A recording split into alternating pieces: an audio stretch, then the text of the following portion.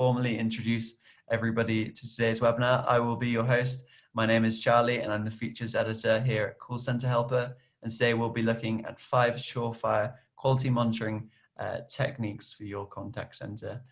And on our panel, we have 3 great speakers to bring to you. Our first speaker is Miranda Kane from Elevate Performance. How are you doing today, Miranda? Really good. Thank you, Charlie. Really excited to be here.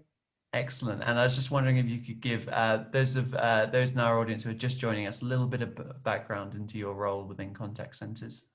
Absolutely. So I'm the managing director for Elevate, and we're a small but perfectly formed consulting business with a particular lens around all things CX. As a group of 8, we have 75 years of combined tenure from a previous consulting business. The majority of our work was in the call center space. Our focus very much around CX and people. So mindsets, behaviors and skills in relation to CX.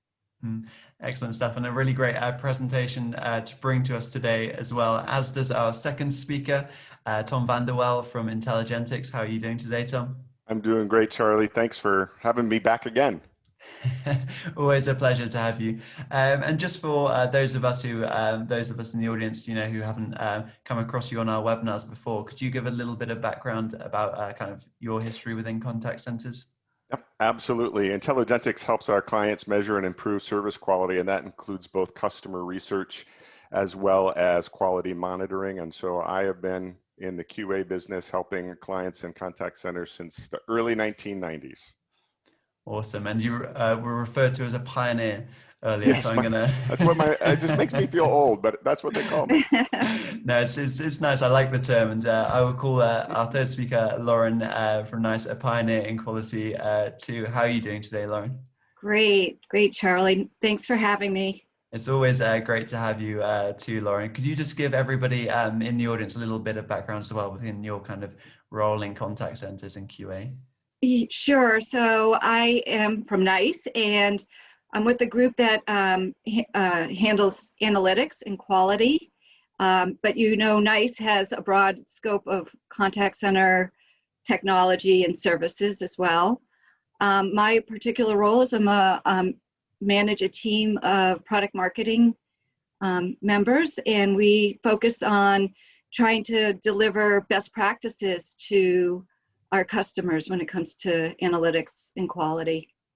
Excellent. Thanks for that. And 3 really great presentations from all of you coming up. So really looking forward to watching those again.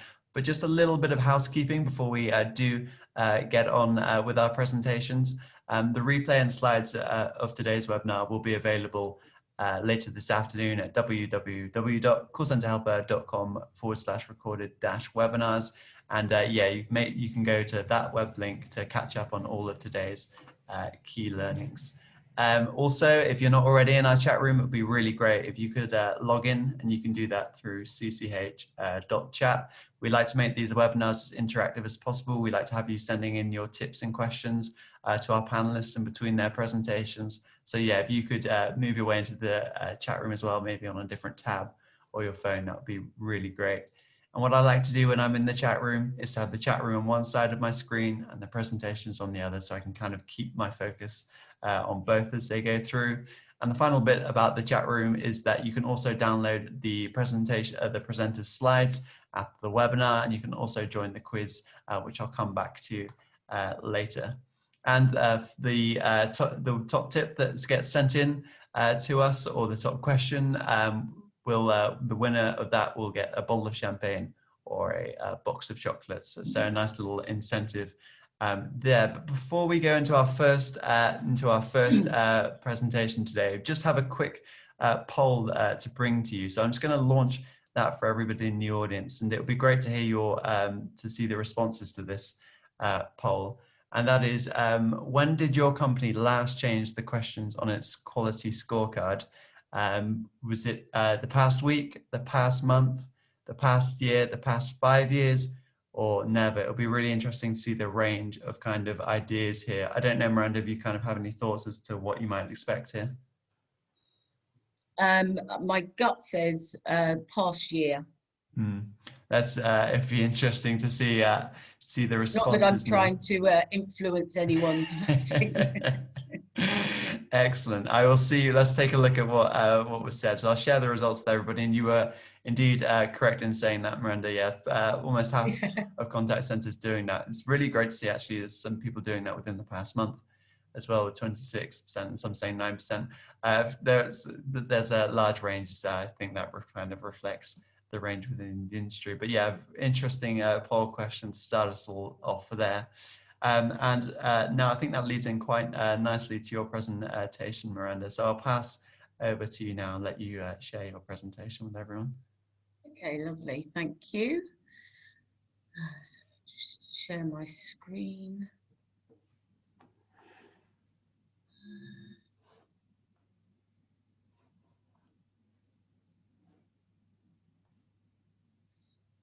Is everybody seeing that full screen? I'm seeing the notes at the moment. Yeah, there we go. Yeah, perfect. Okay, so big thank you, Charlie, to you and all the team at Call Centre Helper for inviting me to participate today. And as I've sort of briefly outlined, I have the pleasure of leading Elevate Performance. And our focus is very much around all things people in the context of CX. And much of our work is in the call centre space across all levels. And the work that we do is essentially sector as well as not just sector agnostic, but also sort of metric agnostic. So for us, a client may typically come to us and want to talk about, it could be a really light aspiration or a significant aspiration. So they might say, we want to just improve our customer service. They may have a larger aspiration that says, actually, we want to be featured in the top 10 rankings for the ICS, for example. So actually, the first piece of work we would do within our discovery phase is really look to explore the aspiration in relation to where they are today.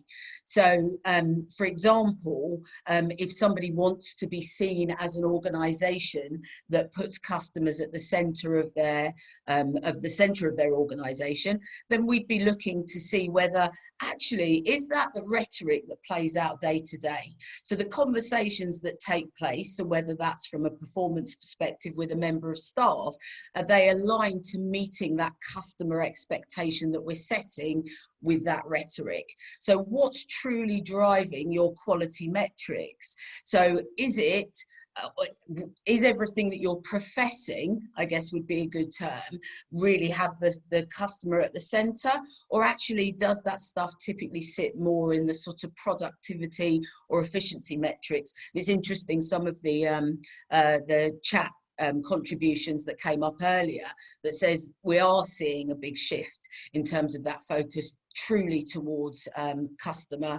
customer focus. And I think that comes as no surprise given the journey we've been on over the last year in the world. That sort of service becomes really key. So we'd be asking around, are the quality lenses within the organisation truly aligned to the customer, in the sense that if we ask an organisation what they stand for, but we ask customers what they experience, I suspect in many cases what we'd get would be very different views played back. And ultimately, are you getting the outcomes that you're looking for? And we would look to sort of deep dive in terms of where they're not and how they're not. I think one of the challenges is that the world of metrics is a minefield, and many are focused on commercial priorities and efficiencies, and the term quality is a really subjective statement depending on who you speak to. So for us, what this often throws up is what we would describe as a you say, you do gap. And the work to do is bridge that. So it's less about there being a right or wrong metric, but making sure that the work you do, so how people show up, how they're encouraged to behave, is aligned to the outcome that you're looking to achieve.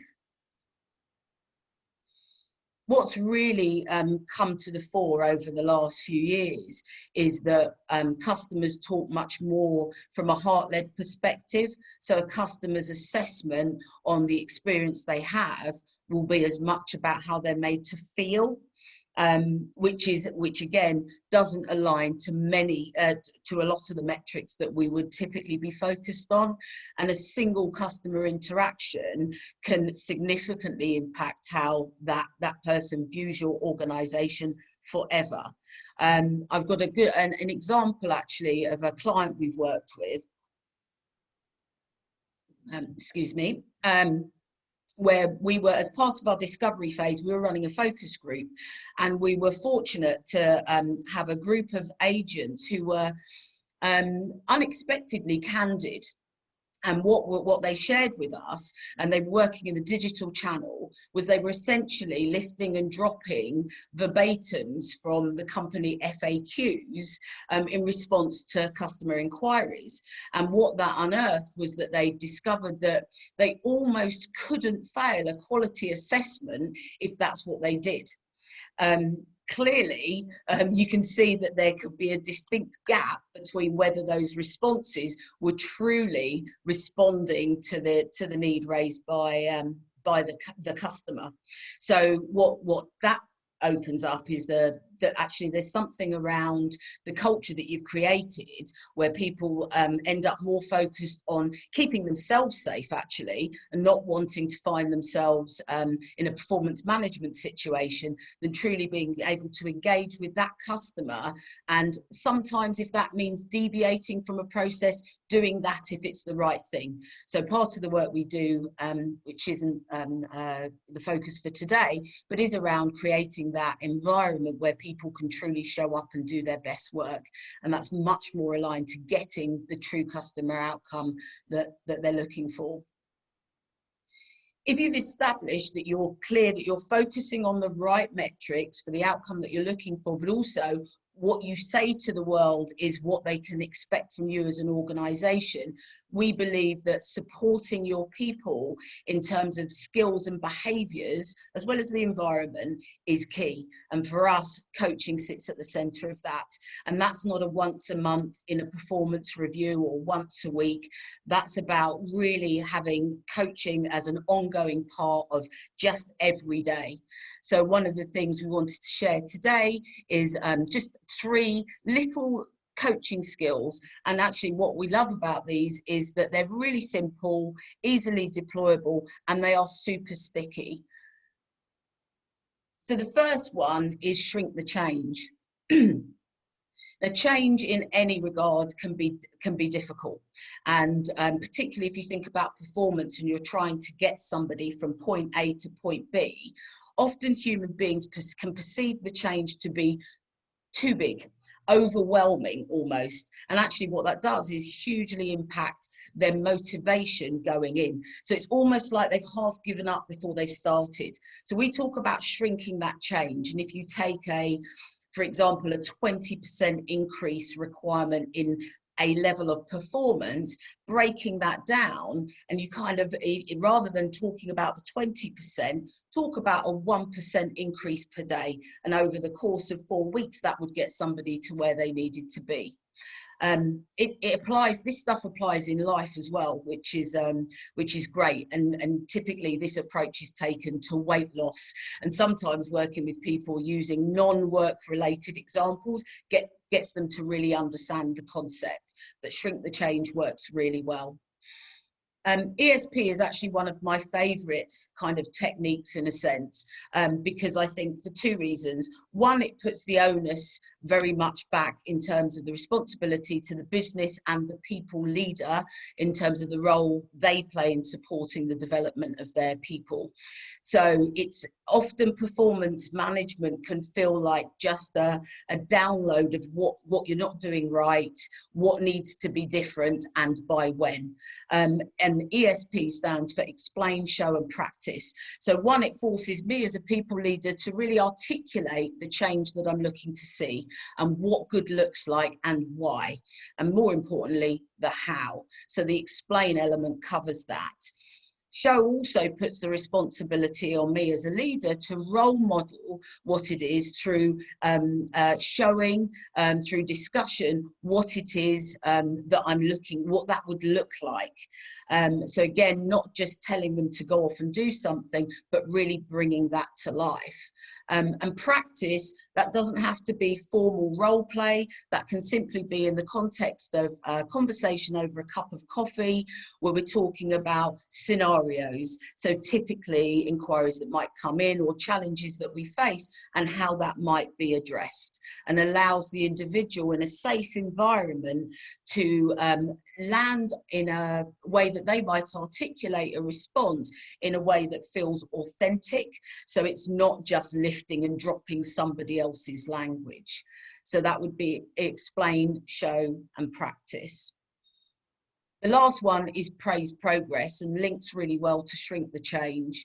So again, rather than somebody going off and they've got a prescribed period in which to fix a range of challenges potentially, looking for opportunities to catch them doing it right, and those little opportunities to recognize and acknowledge and encourage keep people motivated on a course of action. And I think that so often it feels like the topic of performance is typically deficit focused, and we think it's as important, if not more, to focus on when people are doing the right things, and drawing their attention to that and keeping them on the trajectory that they're on. So they would be our 3 little coaching tips to take away. So our 5 tips. First of all, the clarity in terms of what it is that you're trying to achieve. And so if there is a you say you do gap, closing it, getting really clear around that. And then the 3 tips: shrink the change, explain, show, practice, and praise progress. Thank you. And I hand back to you, Charlie. Excellent, great. Thank you for that, Miranda. Lots of really, really great stuff there. I'll just share my screen back so everybody can see my presenter slides. But yeah, lots of really great ideas, and it would be really great if everybody in our audience also could note down the kind of what they like best in just a few words about Miranda's presentation. For me, I really liked kind of the idea of shrinking the change that you were talking about, not just telling somebody to improve by 20%, but just aiming to make 1% improvements day after day. I thought that was really great. I love the ESP acronym that you used as well, kind of explaining to somebody why they should change before you show them how to do it, and practice. I think, you know, often we just say how to do something. We don't tell people why they should do things, so that they don't really have the purpose in their work, and that's much less motivating. I thought that was great. And also catching people doing the right things, I thought was a very interesting thing. And if you can catch people in the moment, that's a really great idea for motivating people as well through quality. So yeah, lots of really great ideas there. So thanks for that, Miranda. And let's take a look at some of the top tips and questions that came in during your presentation. So the first question that's coming from Wendy is, what differences have you found in quality monitoring during COVID in terms of advisors having to work from home instead of the office? I don't know if you want to take this one on, Miranda.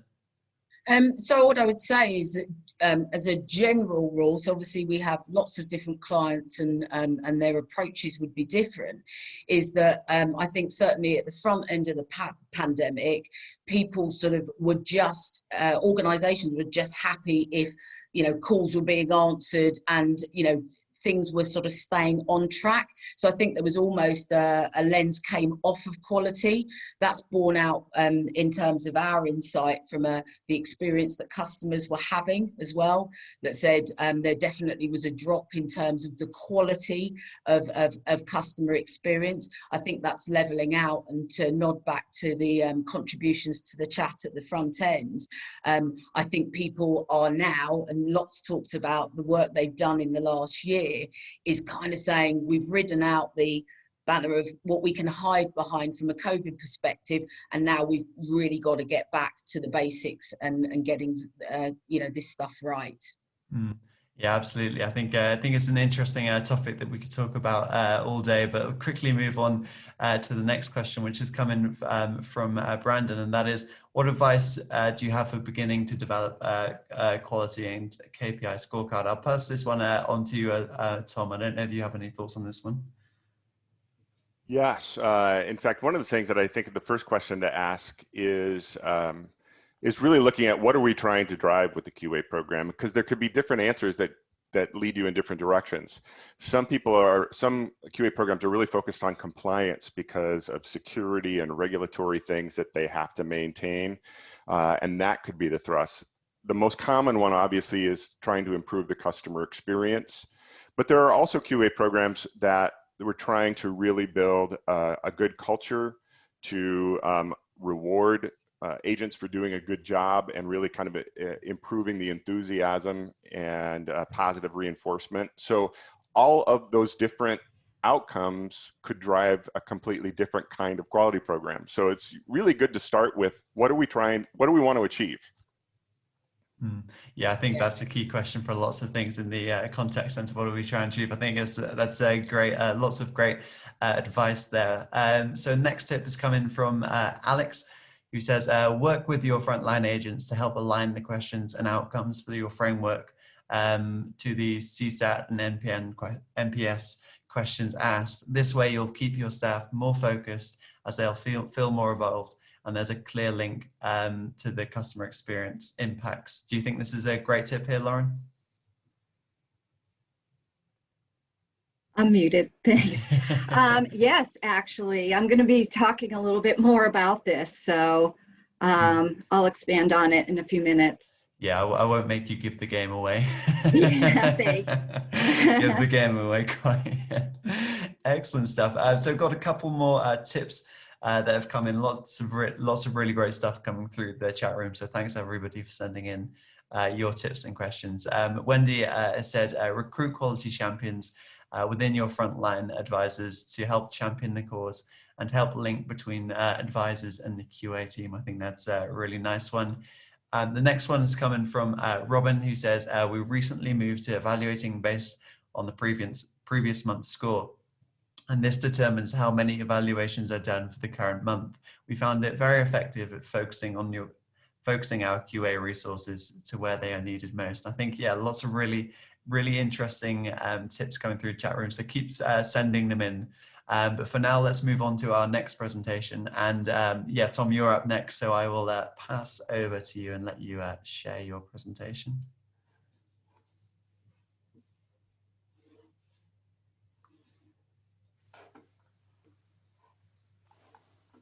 All right, here we go. So at the 5 surefire techniques we're talking about today, I have numbers 3 and 4. However, under number 3, I'm actually going to share 5 things. So leave it to our friends at Call Center Helper to go above and beyond and give you even more than you expected. So good job, Charlie and Rachel. Appreciate that. One of the things that I want to start with here is understanding what I call the principle of rules and exceptions. Customer service processes and procedures are usually set up to address the most typical customer interactions, the ones that drive the most common scenarios that come into your call center. And QA, likewise, is usually designed to assess and drive consistency and quality with those kind of general rule everyday interactions and how they're handled. But oftentimes, the things that are really creating acute pain, both for your agents and for customers, are the exceptional situations to the rule. In fact, I just saw in the chat room a minute ago, somebody saying, hey, how do we work with people as a bank in these tough economic times and showing empathy? Well, that's kind of an exceptional situation based on the times right now. And so what I find often is that your QA program may not address some of the exceptional situations that are driving customer dissatisfaction and creating problems for your quality and customer satisfaction. So it can be very helpful to do special assessments. And what I mean by special assessments is you do a special assessment a one-time, and you take a type of phone call and you look at just that scenario. You break down what's happening in the scenario and try and figure out, why is this happening and how can we deal with it better? Let me give you some examples of this. Number 1, unresolved calls. So a situation where your customer is having to make multiple contacts in order to get their issue resolved. Your quality program should always kind of have as part of it, did this issue get resolved? Or were we going to get back to the customer with the answer? Or did we require the customer to have to make another contact in order to get the issue resolved? Let me give you a quick piece of data from Intelligentix. This is data from an actual client of ours.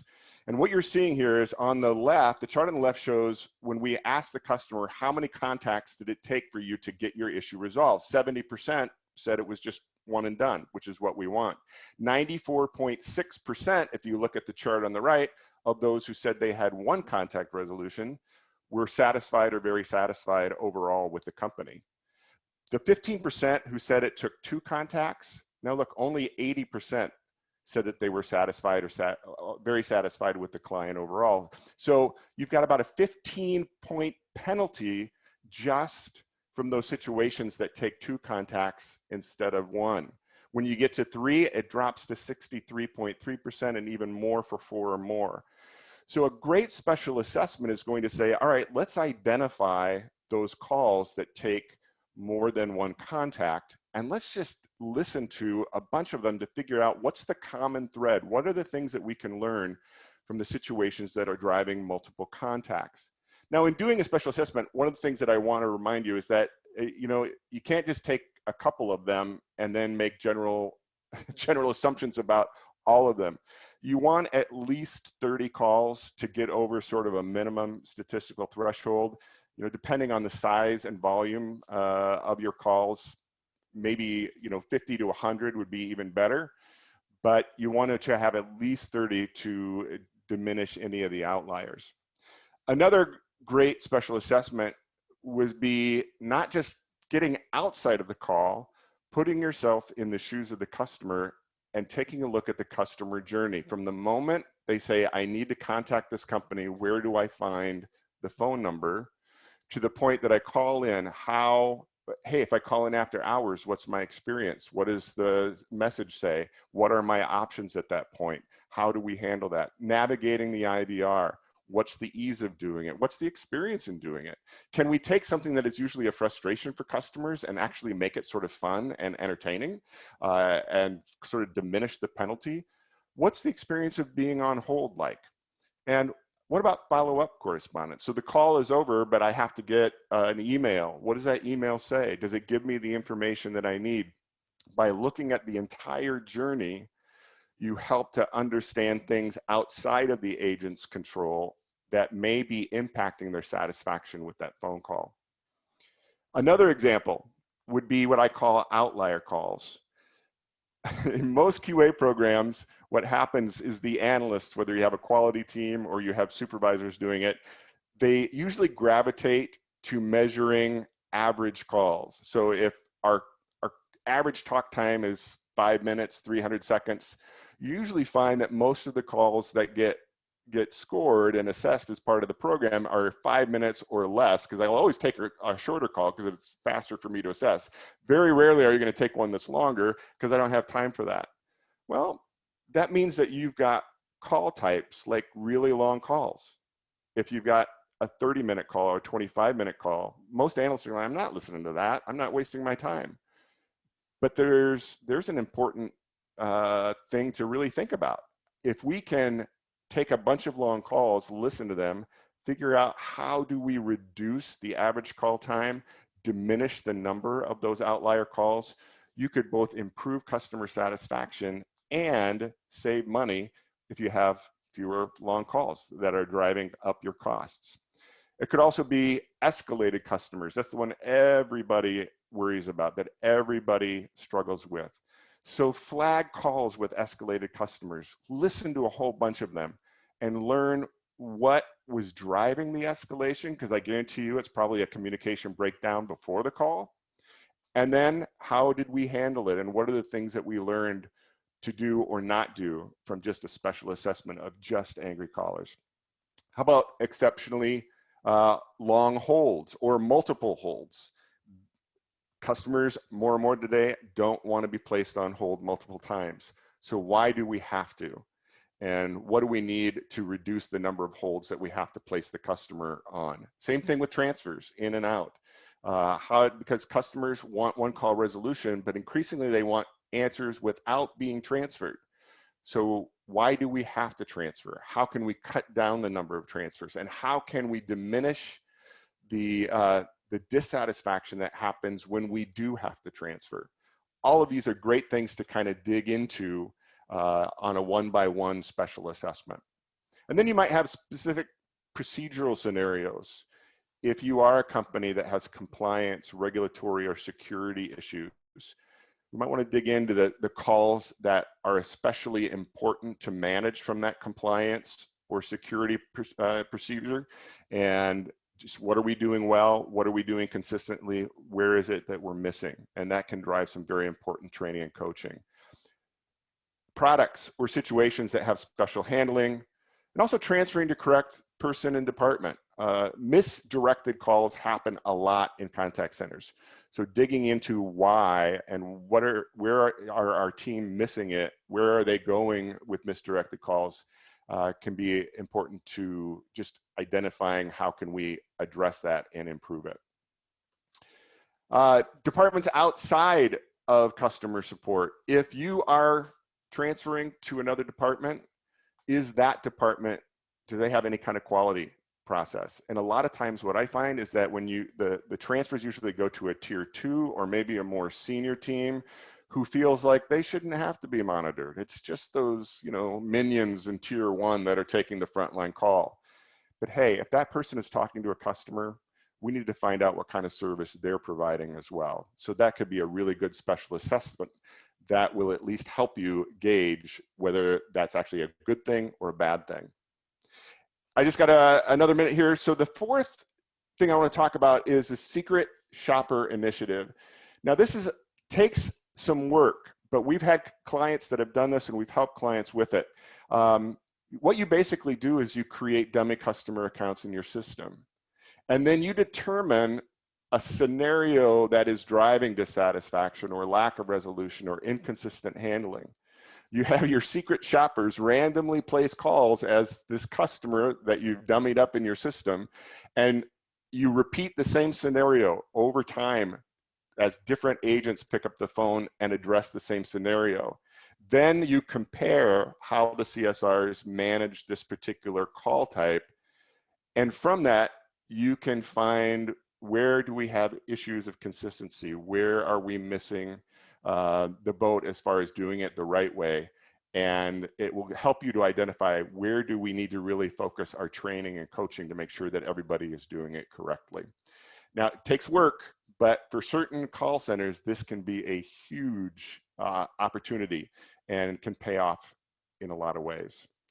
So that is, that's my presentation. I'm right under 10 minutes. I made it, Charlie, in 10 minutes. Happy to take some questions. Excellent. Thank you for that, Tom. That was so much great advice there.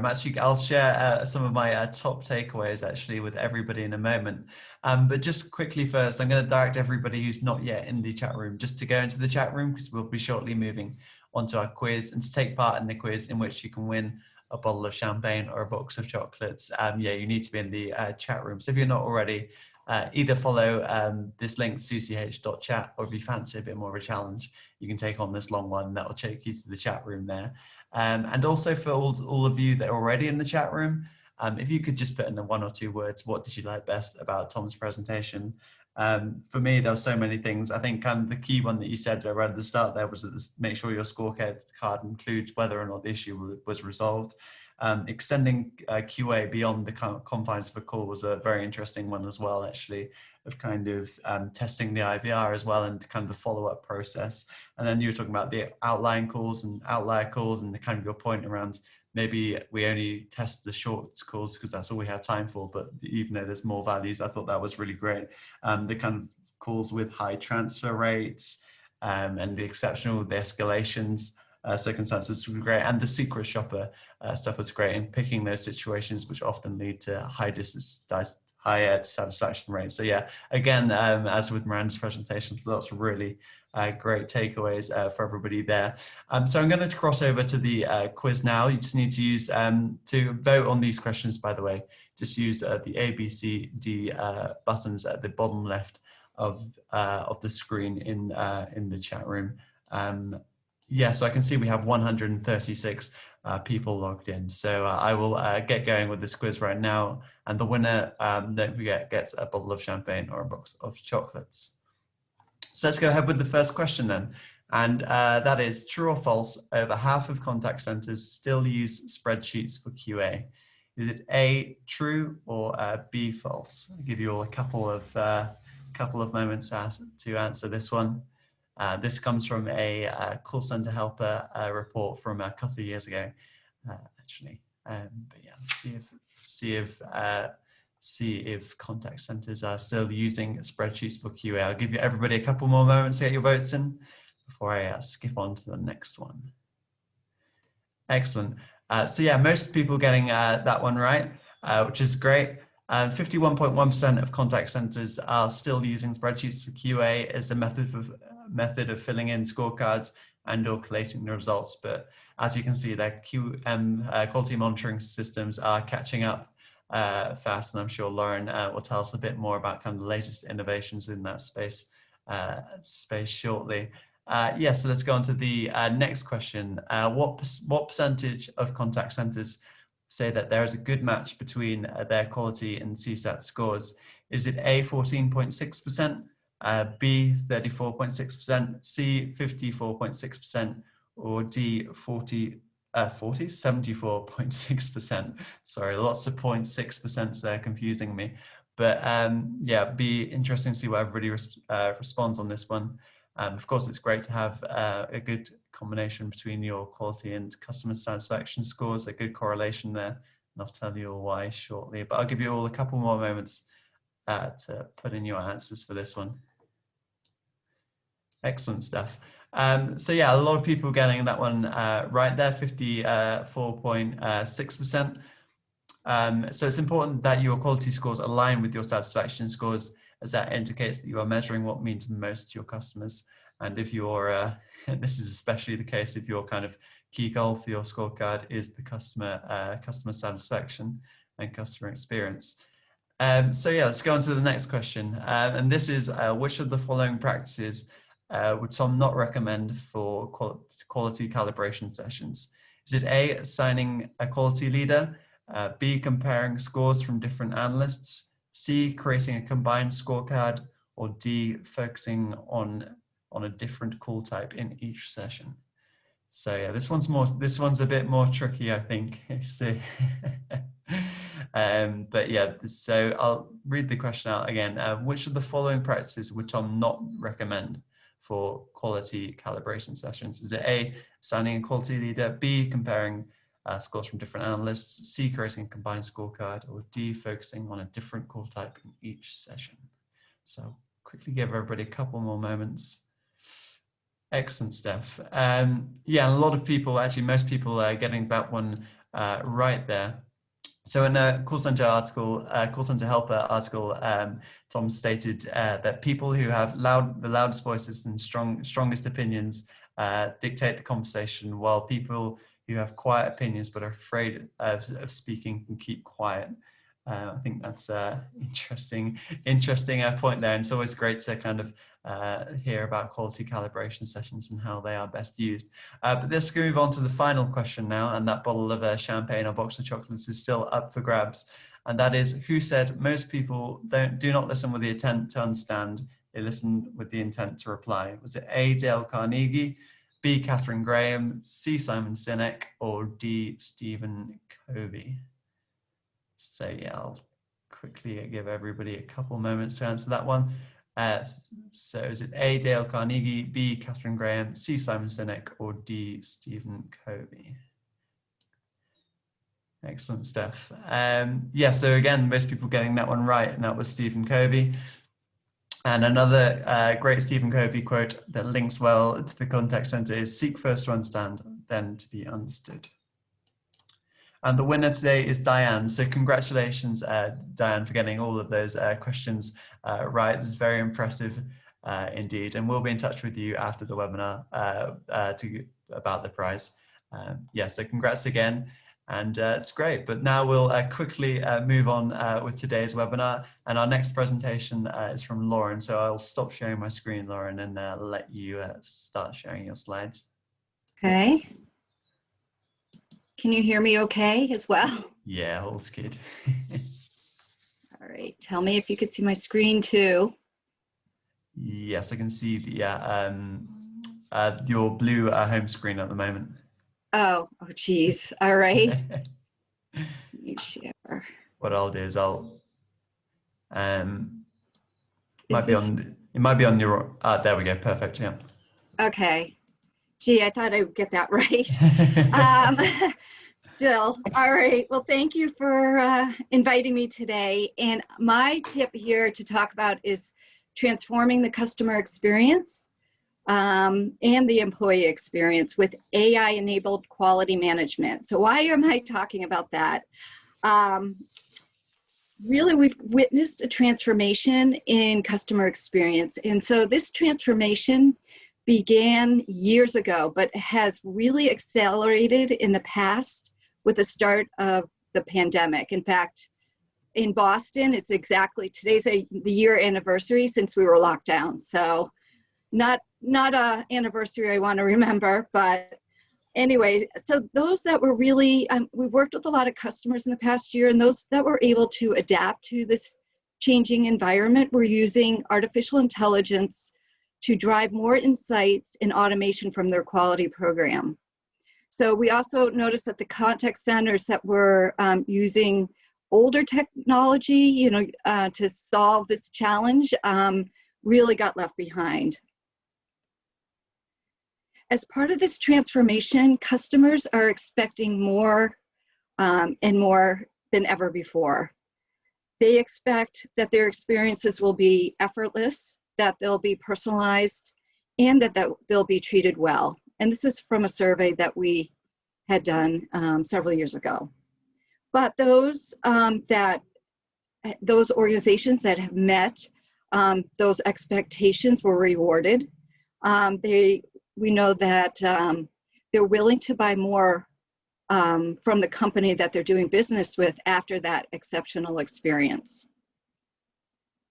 So organizations know that they really need to compete in today's customer experience economy by differentiating their services. And one of the best opportunities to impact customer experience is during the actual interaction between the agent and the customer.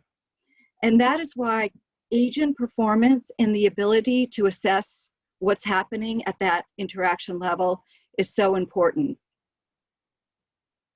But the reality of the situation, especially during the pandemic, is that the programs that we're using, especially if they're based on spreadsheets, aren't very effective during this pandemic and beyond.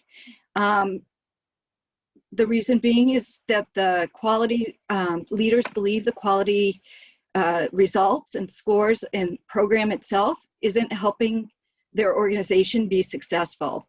So they're not using the results of the quality program to make strategic decisions. And even worse yet, agents don't believe that the QA program can help them be successful. So why is that? What challenges are these organizations facing in delivering exceptional customer experience? And that is threefold. So the first is measuring what matters most. And that really what matters most in many situations is that the agent's soft skill behaviors are important. That is what's driving customer experience. And I'm talking about empathy, demonstrating ownership, or active listening. All those skills are really important. But it's not really being measured today because they're really difficult to define and they're very subjective. So even when we try to define them, it's not being assessed consistently. And then what is being measured is adhering to greetings, reading disclosure statements, following scripts. All of these things are great, but they're really not tied to customer experience. They tend to be inward focused metrics and not outward. So the next is the quality programs, and we saw 50% or so are manual. If they're based on spreadsheets, they're definitely manual. And so people are manually listening to interactions, filling out evaluation forms, and it's a very expensive program. It's very tedious for the evaluators, and as a result, they can only really afford to evaluate a very small sample of interactions.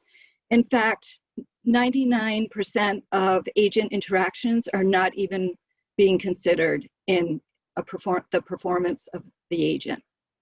Which brings me to the third issue, agent engagement. They're really not engaged because they're not getting enough or the right kind of feedback because it's based on that such a small sample.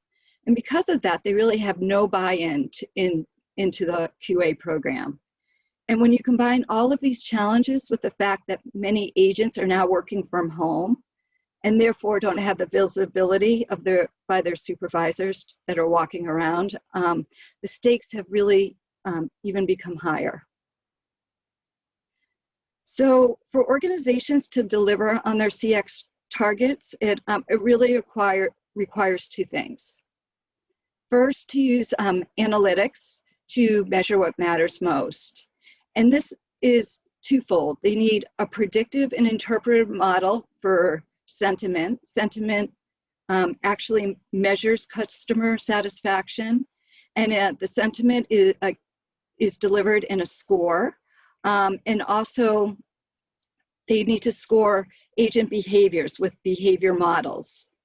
And it will be, these behaviors directly influence the sentiment score. And this is done on every single interaction. So these models should be built from millions of interactions of data for accuracy, and they need to be available to use out of the box. We found that contact centers don't have a lot of time and resources to try to have a science project to get them running. So once you have this data, you need to be able to act on insights with automated quality management and do it in a way that engages agents with targeted coaching and self-learning tools so that they can actually pinpoint exactly where agents need to improve their skills as well. And then the second thing is to have dashboards that are provided to every stakeholder. So everyone that has a stake in the quality program, agents, supervisors, and senior management can see how they're doing according to their metrics and what their contribution is. So let's take a look at this in a little more detail in action and see how AI-enabled quality management can help deliver those insights that are efficient, consistent, and objective. And it is done in every step of the quality program process. So first step would be to measure. Pretend you're the supervisor, you have a dashboard, and you can look at your sentiment score for your agents and how it's trending. You could see that it's trending down, and this is based on the model for both sentiment and behavior models. So you know it's being scored on every single interaction. So if I were the supervisor and wanted to see that why the sentiment score was going down, I'd want to identify what the drivers are for that.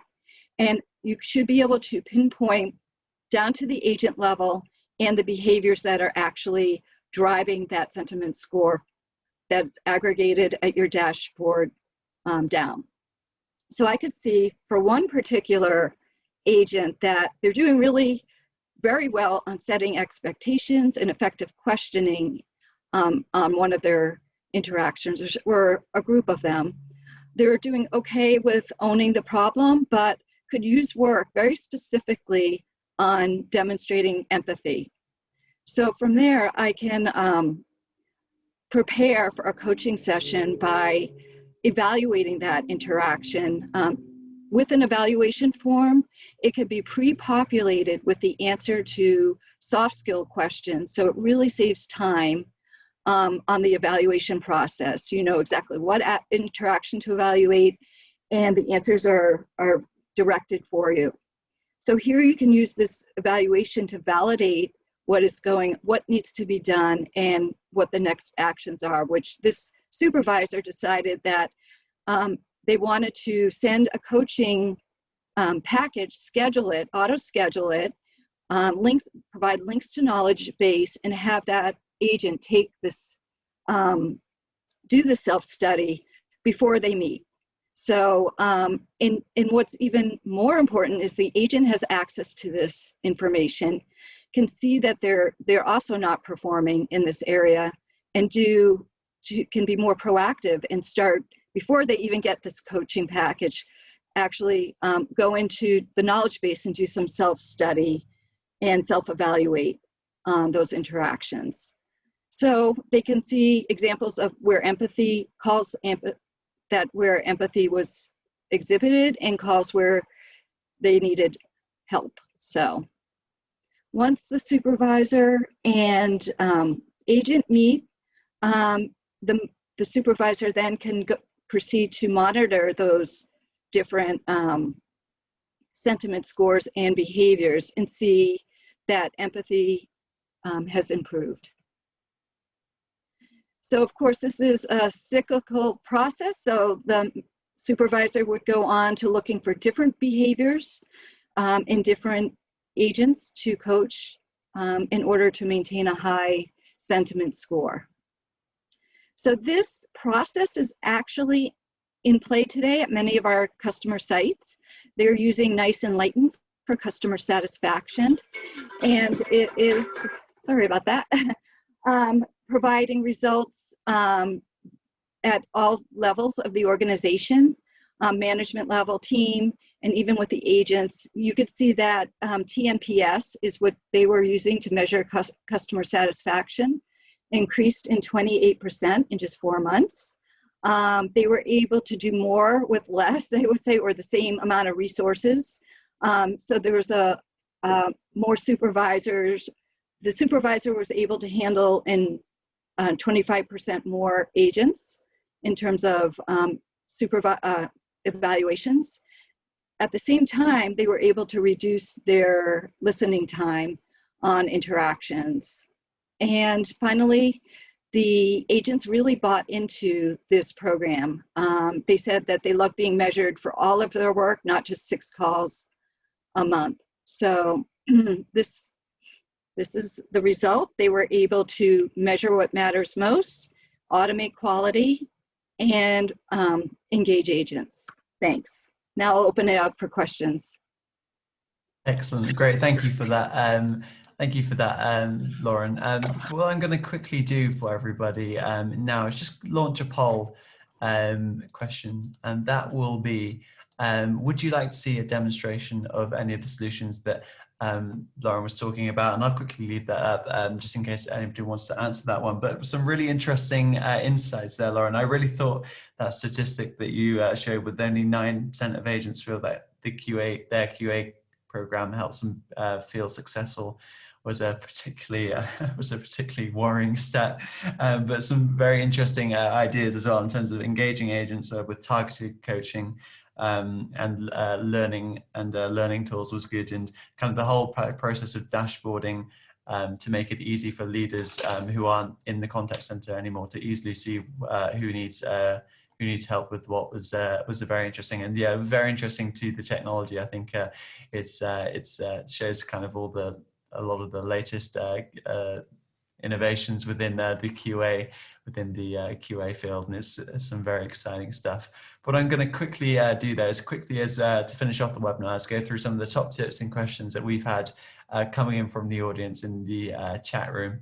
And so the first opinion is coming from Susan, who says, this is one of the things I include in training: quality, outlaying the form, listening to sample calls and off calls to have the team point out what's wrong and how to correct it, with weekly updates around processes and changes. I think that's a really nice idea, that Susan. So thanks for sending that in. We have a tip saying, use praise, encouragement, guidance, and support to motivate, develop, and build morale. which is nice. We now have a question in from Vicky, and that says, how do you feel about who gives the feedback, the line manager or the auditor? I don't know whether you have any thoughts on this one, Lauren. I guess it would really depend on the organization and how they're set up. I mean, I've seen it both ways, but what's most important is that the line manager and the auditor or the quality team member work as a team to try to, I see Tom shaking his head, to try to, help improve performance together. We've seen that as the key to being successful, and not having that adversarial between the two groups, but to work together and that have a united front when it comes to improving customer satisfaction. Yeah, so I guess, Tom, you very much go along with what Lauren was saying there. Yes, absolutely. I think we've seen pros to cons to both. And I think sometimes, I mentioned in the chat room, that a combination of both can be helpful because it gives the agent maybe a little bit slightly different perspective. But as Lauren said, if the two aren't aligned and together, it can create problems. So that's the key. Yeah, I think some very nice insights there. So we have a question now from Fran, who says, with the advances in tech such as web chat, what top tips are there to ensure quality in service through these ever-changing channels? I'll come to you for Miranda on this. I don't know if you have any thoughts on this one. I do, and I was trying to leap in on the last one.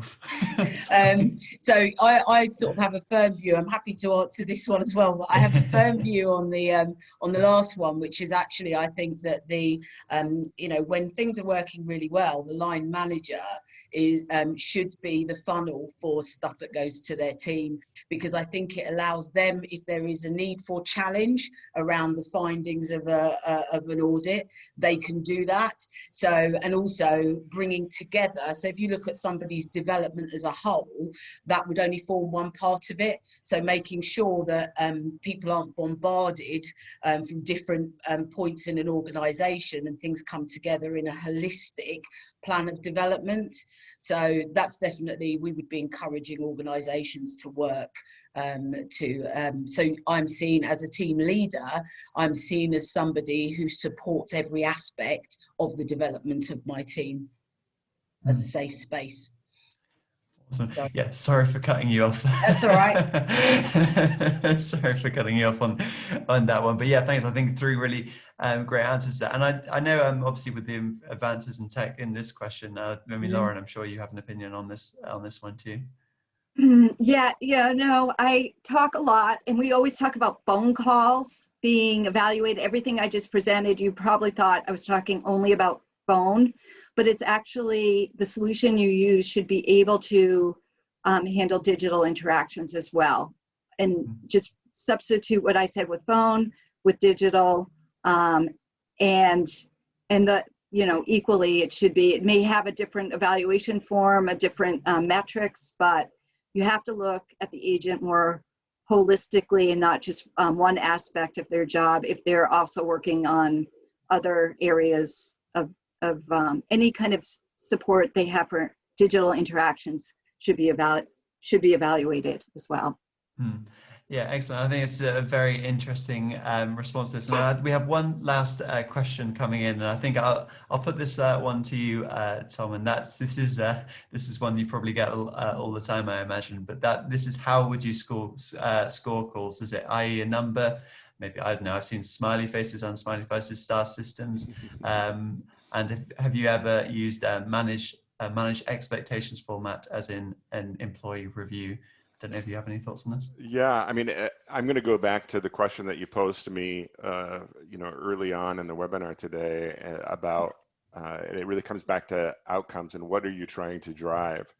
I would typically say that using a 1 to 5 scenario, you have to understand that is going to enter subjectivity into the equation based upon the person that's doing the evaluation.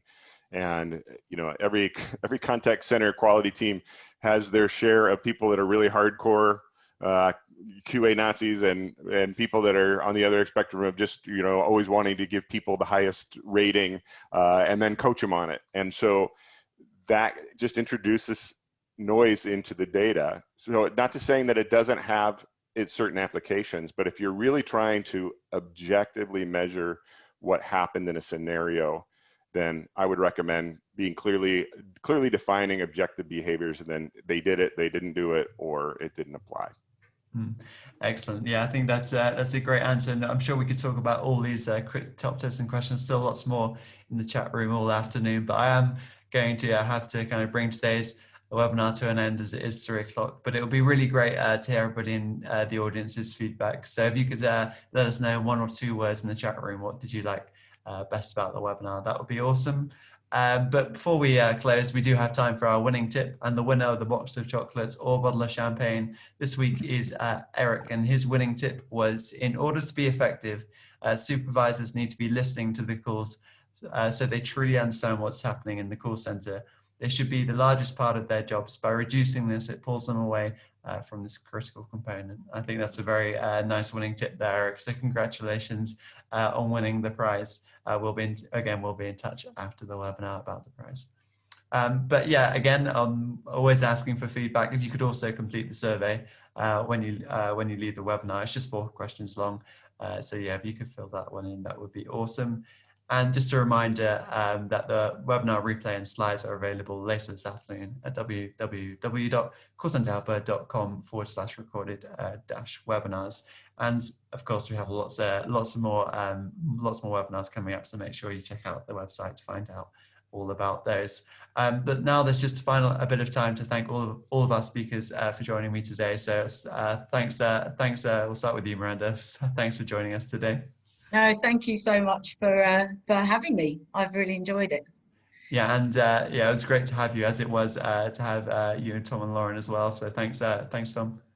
Absolutely, it's great to be here. Thanks. Excellent. Yeah, thanks to you, Lauren. Cheers. Excellent. So we'll be back again next week. But thanks everybody for watching, and yeah, we'll see you soon. Cheers. Thanks all.